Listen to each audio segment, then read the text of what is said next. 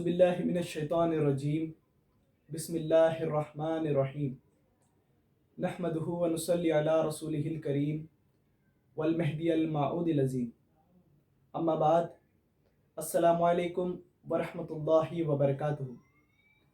ساری تعریفیں اس خدائے بزرگوار کے لیے ہی سزاوار ہے جس کے قبضے و قدرت میں تمام عالموں کا نظام ہے، جو تمام عالموں کا خالق اور مالک ہے، جس کے ایک اشارے پر آسمان پر بادل چھا جاتے ہیں، جس سے بارش ہوتی ہے اور زمین کو زرخیز کر دیتی ہے، اور ان سرسبز و شاداب زمین سے انسان اور حیوانات دونوں فیض یاب ہوتے ہیں۔ ہزاروں درود و سلام شافی محشر سرور کونین خاتم النبیین احمد مجتبیٰ محمد مصطفیٰ صلی اللہ علیہ وسلم پر، ہزاروں درود و سلام خلیفۃ اللہ معمور من اللہ داعی اللہ ہمسر رسول اللہ مبین کلام اللہ خاتم ولایت محمدیہ حضور میرا سید محمد جیون پوری مہدی موعود علیہ السلام پر۔ امام حسین رضی اللہ تعالیٰ عنہ یزید کی بیعت سے برابر کنارہ کشی اختیار فرماتے رہے اور آپ اس کے لیے کبھی بھی تیار نہیں ہوئے۔ اسی رات ولید نے امام حسین رضی اللہ تعالیٰ عنہ کے پاس اپنے آدمی بھیجے۔ امام حسین رضی اللہ تعالیٰ عنہ فرماتے ہیں کہ اس وقت تو میں نہیں آ سکتا، صبح ہونے دیجئے، دیکھتے ہیں کیا ہوتا ہے۔ امام حسین رضی اللہ تعالیٰ عنہ اسی رات 28 رجب 60 ہجری کو اپنے بہنوں، بھانجوں، اہل و عیال اور عزیز و اقارب کے ساتھ مدینہ منورہ سے مکہ مکرمہ کے لیے روانہ ہو گئے۔ امام حسین رضی اللہ تعالیٰ عنہ جب اپنے نانا جان صلی اللہ علیہ وسلم کے روضہ انور پر حاضر ہوئے ہوں گے تو سوچیں، خیال کریں، اپنے تصور میں لائیں کہ آپ رضی اللہ تعالیٰ عنہ کی کیفیت کا کیا عالم ہوگا، کن مصائب حالات میں آپ کو اپنے نانا جان کے محبوب شہر مدینہ منورہ کو چھوڑنے کا فیصلہ لینا پڑا ہوگا۔ تربت رسول مقبول صلی اللہ علیہ وسلم سے جدائی آپ رضی اللہ تعالیٰ عنہ کے لیے کتنی تکلیف دے رہی ہوگی، کن مصائب حالات میں آپ کو یہ فیصلہ لینا پڑا ہوگا۔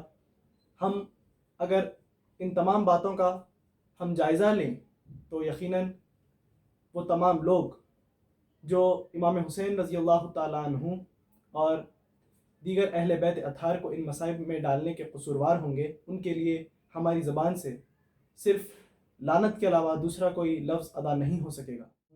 بی بی فاطمۃ الزہرا رضی اللہ تعالیٰ عنہا اور برادر معظم امام حسن رضی اللہ تعالیٰ عنہ کی زیارت کے لیے جنت البقاء پہنچے۔ صلاۃ و تسلیم کے بعد آپ پر نیند کا غلبہ طاری ہو گیا۔ آپ دیکھتے ہیں کہ نبی کریم صلی اللہ علیہ وسلم موجود ہیں اور حسین رضی اللہ تعالیٰ عنہ کا سر مبارک آپ صلی اللہ علیہ وسلم نے اپنی آغوش رحمت میں لے لیا ہے۔ آپ رضی اللہ تعالیٰ عنہ فرماتے ہیں کہ نانا جان، میں امت کی جفاؤں سے تنگ آ کر اور یزید کی بیعت نہ کرنے کی وجہ سے آپ کا مقدس شہر مدینہ چھوڑ رہا ہوں، اور میں یہ دیکھ رہا ہوں کہ میں دوبارہ آپ کی زیارت نہیں کر پاؤں گا۔ اس پر نبی کریم صلی اللہ علیہ وسلم فرماتے ہیں کہ اے حسین، میرے پیارے حسین، میرے لاڈلے حسین، ان قریب تو میرے پاس آ جائے گا، اور میں دیکھ رہا ہوں کہ تو میدان کربلا میں بھوکا اور پیاسا شہید ہو رہا ہے۔ اے میرے حسین، صبر کرنا اور اپنا کام پورا کرنا، ان قریب تو اپنے باپ، اپنی ماں اور میرے پاس پہنچ جائے گا۔ اس کے بعد امام حسین رضی اللہ تعالیٰ عنہ بیدار ہو گئے اور آپ کو اپنی شہادت کا یقین ہو گیا۔ پھر اسی شوق شہادت کا عزم مصمم لے کر آپ نے مکہ مکرمہ جانے کا ارادہ فرما لیا۔ پھر اپنے نانا جان نبی کریم صلی اللہ علیہ وسلم کو آخری سلام اور الوداع کہہ کر آپ، میں اہل و عیال 4 شعبان 60 ہجری کو روانہ ہو گئے۔ راستے میں امام حسین رضی اللہ تعالیٰ عنہ کی ملاقات عبداللہ بن مطیع سے ہوتی ہے۔ اہل و عیال کو ساتھ دیکھ کر عبداللہ بن مطیع پوچھتے ہیں کہ میں آپ پہ فدا، آپ کہاں تشریف لے جا رہے ہیں؟ تو امام حسین رضی اللہ تعالیٰ عنہ فرماتے ہیں کہ فی الحال تو مکہ جا رہا ہوں۔ تو عبداللہ بن مطیع فرماتے ہیں کہ جب آپ مکہ پہنچ جائیں تو کوفہ ہرگز نہ جانا، وہ ایک منحوس شہر ہے، جہاں پر آپ کے والد محترم کو شہید کر دیا گیا۔ کئی مرتبہ آپ کے بھائی امام حسن رضی اللہ تعالیٰ عنہ کو شہید کرنے کی کوششیں وہاں پر کی گئیں اور ان کو بے یار و مددگار چھوڑ دیا گیا تھا۔ جب آپ مکہ پہنچ جائیں تو کوفہ ہرگز نہ جانا۔ عبداللہ بن متی کہتے ہیں کہ اہل حجاز آپ کے برابر کسی کو نہیں سمجھتے، آپ عرب کے سردار ہیں، اگر آپ پر آنچ بھی آئی تو ہم سب لوگ غلام بنا دیے جائیں گے۔ میرے چچا اور ماموں آپ پر نثار ہوں۔ اس کے بعد امام حسین رضی اللہ تعالیٰ عنہ مکہ مکرمہ پہنچ جاتے ہیں۔ مکہ مکرمہ میں آمد کے ساتھ ہی یہ خبر عام ہو گئی کہ امام حسین رضی اللہ تعالیٰ عنہ مکہ مکرمہ تشریف لا چکے ہیں۔ لوگ جوق در جوق نواسہ رسول صلی اللہ علیہ وسلم کو دیکھنے کے لیے امڑ پڑے۔ آپ رضی اللہ تعالیٰ عنہ کی ایک جھلک کے لیے سب لوگ بے چین تھے۔ زبیر بن عبداللہ رضی اللہ تعالیٰ عنہ پہلے ہی کوفہ پہنچ چکے تھے۔ ایسا مانا جاتا ہے کہ کوفہ فاتح خیبر سیدنا علی المرتضیٰ رضی اللہ تعالیٰ عنہ کے محبوں اور وفاداروں کا ایک مضبوط قلعہ مانا جاتا تھا، اور یہی وجہ تھی کہ اپنی دور خلافت میں علی المرتضیٰ رضی اللہ تعالیٰ عنہ نے کوفہ کو دارالخلافہ قرار دیا تھا۔ اس کے بعد علی المرتضیٰ رضی اللہ تعالیٰ عنہ کے وفادار اور محبوں نے کوفہ میں قیام کرنا شروع کر دیا تھا، اور امیر معاویہ رضی اللہ تعالیٰ عنہ کی عہد خلافت میں ہی امام حسین رضی اللہ تعالیٰ عنہ کی خدمت میں وہ لوگ خدمت آوری کی درخواستیں بھیج چکے تھے۔ اہل کوفہ کو جیسے ہی امیر معاویہ رضی اللہ تعالیٰ عنہ کے انتقال کی خبر ملی، وہ تمام لوگ سلیمان بن سرو القضائی کے گھر پر جمع ہو گئے۔ تمام نے امیر معاویہ رضی اللہ تعالیٰ عنہ کے انتقال پر بات کی۔ سلیمان نے کہا کہ معاویہ کا انتقال ہو گیا ہے اور امام حسین رضی اللہ تعالیٰ عنہ نے یزید کی بیعت سے انکار کر دیا ہے اور وہ مکہ چلے گئے ہیں۔ تم سب ان کے اور ان کے والد کے دوست ہو، اگر ان کی مدد کر سکتے ہو اور ان کے دشمنوں کے خلاف جہاد کر سکتے ہو تو انہیں لکھو، اور اگر تمہیں اپنی بزدلی کا اندیشہ ہے تو ان کو دھوکہ مت دو۔ اس کے بعد سب لوگوں نے ایک آواز میں کہا کہ ہم انہیں دھوکہ نہیں دیں گے اور ان کے دشمنوں کے خلاف جنگ کریں گے اور اپنی جان نثار کریں گے۔ اس کے بعد سلیمان نے خطوط روانہ کرنے کے لیے استفسار کیا۔ شہر کوفہ کے معززین، امراء، غرض کے تمام شعبہ حیات سے تعلق رکھنے والے افراد پر مشتمل خطوط کا لامتناہی سلسلہ اہل کوفہ کی جانب سے امام حسین رضی اللہ تعالیٰ عنہ کی تائید و حمایت میں شروع ہو گیا۔ خطوط کی تعداد بڑھنے لگی اور اہل کوفہ کی جانب سے بہت اصرار کے بعد امام حسین رضی اللہ تعالیٰ عنہ نے حضرت مسلم بن عقیل کو کوفہ روانہ کرنے اور آپ کی جانب سے اہل کوفہ سے بیعت لینے کا فیصلہ کیا اور حضرت مسلم بن عقیل کو کوفہ روانہ کر دیا۔ امام مسلم بن عقیل جیسے ہی کوفہ پہنچتے ہیں، وہاں کے لوگوں کی محبت، ان کا جوش، ان کا جذبہ دیکھ کر امام حسین رضی اللہ تعالیٰ عنہ کو آپ خط روانہ کرتے ہیں کہ یہاں کے حالات بہت بہتر ہیں، یہاں کے لوگ پوری مستعدی کے ساتھ آپ کی حمایت میں کھڑے ہوئے ہیں، جلد از جلد یہاں پر تشریف لائیں تاکہ ناپاک کے فسادات سے بندگان خدا کو محفوظ رکھا جا سکے اور دین حق کی تائید ہو۔ اہل کوفہ کا جوش، ان کی محبت دیکھ کر صحابی رسول نعمان بن بشیر جو اس وقت کوفہ کے گورنر تھے، انہوں نے اہل کوفہ سے مطلع کیا کہ یہ بیعت یزید کی مرضی کے خلاف ہو رہی ہے اور اس پر وہ ضرور بھڑک اٹھے گا، مگر اتنی اطلاع دے کر ضابطے کی کارروائی پوری کر کے نعمان بن بشیر خاموش ہو گئے اور اس کے بعد اس معاملے میں دست اندازی نہیں کی۔ اس موقع پر بنو امیہ کے ہوا خواہوں میں ایک شخص عبداللہ بن مسلم حضرمی موجود تھا۔ وہ اٹھ کھڑا ہوا اور کہنے لگا کہ یہ جو آپ دیکھ رہے ہیں وہ سخت گیری کے بغیر اصلاح نہیں ہو سکتا۔ اپنے اور اپنے دشمن کے درمیان آپ نے جو رائے قائم کی ہے وہ رائے کمزور ہے۔ اس بات پر دونوں میں جھگڑا ہو گیا، تکرار ہو گئی۔ اس کے بعد حضرمی وہاں سے اٹھ کر چلا گیا۔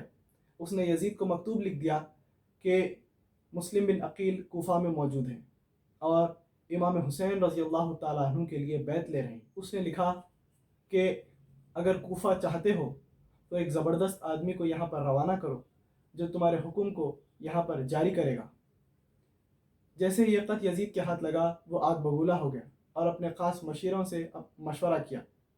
उन्होंने कहा कि एक ज़बरदस्त आदमी को कूफा का गवर्नर बना दिया जाए जो किसी का लिहाज ना करे। फिर उबैदुल्लाह इब्न ज़ियाद को कूफा का गवर्नर बना दिया गया। यजीद ने उबैदुल्लाह इब्न ज़ियाद से कहा कि फ़ौरन कूफा रवाना हो, मुस्लिम बिन अकील को गिरफ़्तार कर लिया जाए और वहाँ के लोगों को डराए और धमकाए कि बाज आ जाओ, और जब इमाम हुसैन आए तो उनसे भी मेरी बैत के लिए बात करना, अगर वो मान जाए तो ठीक है, वरना उन्हें भी कत्ल कर देना। इस हुक्मनामे के बाद कौन कह सकता है कि यजीद इब्न माविया एक रहमदिल हुक्मरान था। उसके दिल में अहले बैत अतार के ताल्लुक़ से मोहब्बत थी। वो इमाम हुसैन रज़ी अल्लाह ताला अन्हु को क़त्ल करने के दर पे नहीं था, और हम ये कैसे कह सकते हैं कि इमाम हुसैन रज़ी अल्लाह ताला अन्हु बागी थे। खैर, वही लोग इमाम हुसैन रज़ी अल्लाह ताला अन्हु को हक़ और यजीद को बातिल कहते हैं, जो रोज़े महशर नबी करीम सल्लल्लाहु अलैहि वसल्लम की शिफाअत की तवक्कुह करते हैं। उबैदुल्लाह इब्न ज़ियाद कूफे के लिए रवाना हो गया। कूफे में दाखिल होते वक्त उसने हिजाज़ी लिबास ज़ेबतन किए हुए था। कूफे के लोग जो इमाम हुसैन रज़ी अल्लाह ताला अन्हु के इंतज़ार में थे, एक हिजाज़ी लिबास ज़ेबतन किए हुए शख्स को देखकर वह समझते हैं कि इमाम हुसैन रज़ी अल्लाह ताला अन्हु तशरीफ़ ला रहे हैं। मगर जब उन्हें पता चलता है कि यह उबैदुल्लाह इब्न ज़ियाद है जिसको कूफे का नया गवर्नर मुकर्रर किया गया है, लोग मायूसी के आलम में अपने अपने घर लौट जाते हैं। अगले दिन सुबह उबैदुल्लाह इब्न ज़ियाद ने अहले कूफा से मुखातिब होकर कहा कि मैं उबैदुल्लाह इब्न ज़ियाद हूँ। यजीद ने मुझे कूफे का नया गवर्नर मुकर्रर किया है। मुझे हुक्म मिला है कि मैं मुती और फरमाबरदारों के साथ नरमी के साथ पेश आऊँ, उनके साथ एहसान करूँ और नाफरमानों के साथ सख्ती के साथ पेश आऊँ, और मैं अपने इस हुक्म पर पूरी सख्ती के साथ अमल करूँगा। मुती और फरमाबरदारों के साथ मैं शफ़क़त से पेश आऊँगा, और जो नाफरमान हैं उनके लिए मेरी चाबुक और मेरी तलवार है। उबैदुल्लाह इब्न ज़ियाद ने यह भी कहा कि बगावत करने वालों को पनाह देने वालों के साथ मैं सख्ती के साथ पेश आऊँगा। इस खिताब के बाद अहले कूफा के दिल में डर और खौफ पैदा हो गया। हालात के पेश नज़र इमाम मुस्लिम बिन अकील मुख्तार बिन उबैदुल्लाह के घर पर रहना मुनासिब नहीं समझते, और रात की तारीकी में ही मुहिब अहले बैत हानी बिन उर्वा के मकान पर आप मुंतकिल हो जाते हैं। हानी बिन उर्वा आपको एक महफूज कमरे में छुपा कर रखते हैं, जिसके बारे में चंद मखसूस अशख़ास के अलावा किसी को भी पता नहीं था। इमाम मुस्लिम बिन अकील के मुतक़िदीन खुफिया तरीक़े से आपसे यहाँ पर मिलने आया करते थे, और बैत का सिलसिला भी बदस्तूर जारी रहा। मुख्तलिफ़ रिवायात में बैत लेने वालों की तादाद भी मुख्तलिफ़ है। बाज़ रिवायात में 40,000 अफराद और बाज़ रिवायात में 20,000 अफराद के बैत लेने का ज़िक्र किया गया है। इधर उबैदुल्लाह इब्न ज़ियाद को इस बात की खबर लग गई थी कि इमाम मुस्लिम बिन अकील कूफा में मौजूद है। उबैदुल्लाह इब्न ज़ियाद को इमाम मुस्लिम बिन अकील के ताल्लुक़ से खबर लग गई थी कि वो कूफा में मौजूद है। उसने बहुत कोशिश की, मगर इमाम मुस्लिम बिन अकील की क़यामगाह का पता नहीं लगा सका। बिलाखिर उसने एक शामी ग़ुलाम माकिल को इस काम पर मामूर किया था। 3,000 दिरहम देकर इमाम मुस्लिम बिन अकील का सुराग लाने के तमाम तरीक़ों से उसको वाकिफ़ करवा दिया, और उससे कहा कि किसी भी तरह इमाम मुस्लिम बिन अकील का सुराग लेकर आओ। अहले बैत अतार के ताल्लुक़ से पहले भी साजिश की जाती थी, और अब नाम नहाद खिलाफत पर यजीद के कब्ज़े के बाद इमाम हुसैन रज़ी अल्लाह ताला अन्हु और अहले बैत अतार के अरसे हयात को तंग करने की भी साजिश बदस्तूर जारी रही। वो शामी ग़ुलाम सीधे जामा मस्जिद पहुँचा, देखता है कि एक मुहिब अहले बैत मुस्लिम बिन औसबा असदी मस्जिद के एक गोशे में नमाज अदा कर रहे हैं। बहुत देर तक वो उन्हें देखता रहा। जैसे ही वो नमाज से फ़ारिग हुए, वो उनके पास गया और उनसे कहने लगा कि मैं एक शामी ग़ुलाम हूँ, मुहिब अहले बैत हूँ, मेरे पास 3,000 दिरहम हैं।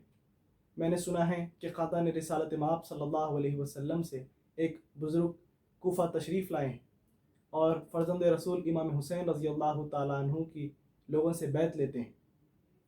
میں ان کے پاس جانا چاہتا ہوں اور ان کی خدمت میں یہ رقم پیش کرنے کا خواہش مند ہوں تاکہ وہ اس کو کسی کار خیر میں خرچ کر سکے۔ اس شامی غلام نے کہا کہ مجھے نہیں پتا کہ وہ بزرگ شخصیت کہاں پر رکے ہوئے ہیں۔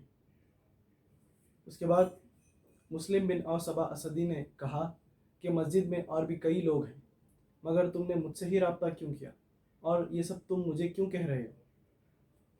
اس بات پر اس غلام نے کہا کہ آپ کے چہرے سے اہل بیت اطہار کی محبت صاف جھلک رہی ہے اور کافی خیر و برکت نمایاں نظر آ رہی ہے، اس لیے میں نے آپ سے آ کر پوچھا۔ خدا را مجھے اس سعادت سے محروم نہ کرے اور مجھے ان کا پتہ ضرور بتا دیں۔ اس کے بعد اوسبا اسدی اس کے فریب میں آ گئے اور کہا کہ تم نے بالکل صحیح پہچانا ہے، مجھے بھی اہل بیت سے بہت محبت ہے۔ آپ نے کہا میرا نام اوسبا اسدی ہے۔ اس غلام سے عہد و پیمان لے کر اس کو امام مسلم بن عقیل کی خدمت میں لے گئے اور اس کی عقیدت مندی کی بھی خود توثیق کر دی۔ اس غلام نے امام مسلم بن عقیل کے دست مبارک پر بیعت کی اور 3000 درہم ان کی خدمت میں پیش کر دیے۔ اس رقم کو انہوں نے ثمامہ بن سعدی کے حوالے کر دیا۔ معقل امام مسلم بن عقیل کی خدمت میں سب سے پہلے حاضر ہوتا تھا اور دن بھر بیٹھنے کے بعد سب سے آخر میں امام مسلم بن عقیل کی خدمت میں سے وہ جاتا تھا اور دن بھر کی تمام تفصیلات سے عبید اللہ ابن زیاد کو وہ واقف کرواتا تھا۔ ہانی بن عروہ کوفے کے ایک مقتدر شخص تھے اور عبید اللہ ابن زیاد سے آپ کے اچھے تعلقات تھے۔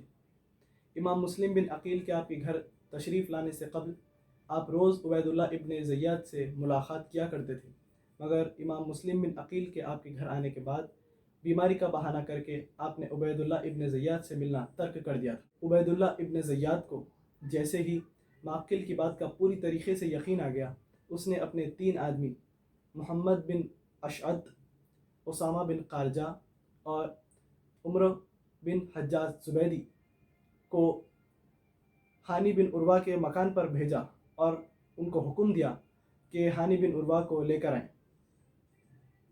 چنانچہ وہ تینوں لوگ ہانی بن عروہ کے مکان پر پہنچے اور ان کو عبید اللہ ابن زیاد کا حکم سنا دیا۔